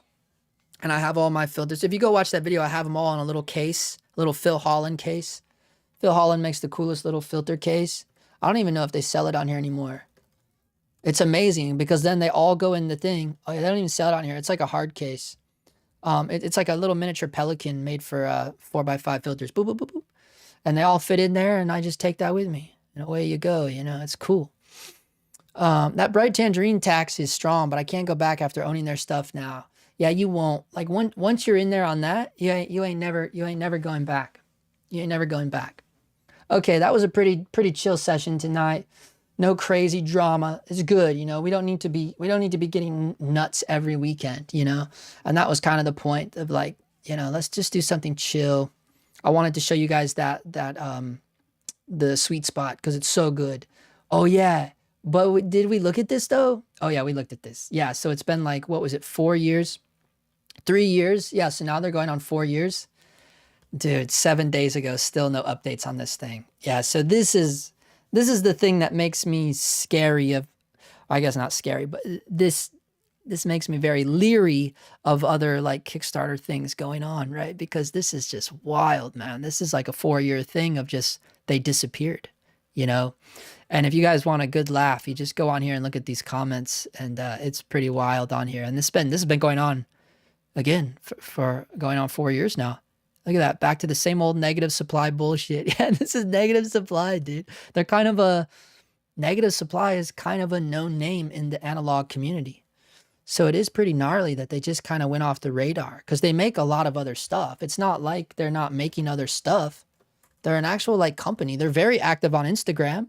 They make all these like printing or scanning things, professional film scanning tools, you know, so it's not like they're just like some couple dudes in a garage. They're already in the spotlight. It seems so weird that they would just disappear and abandon this project. It's very odd. Or at least they abandoned the backers all the way up to 7 days ago. So nuts. Anyways, we'll end it there. Negative supply, shit in the bed. Yeah, so I hope that answered you guys' questions about all of the light meter stuff. And yeah, maybe I like these in like more chill sessions. Anyways, thanks for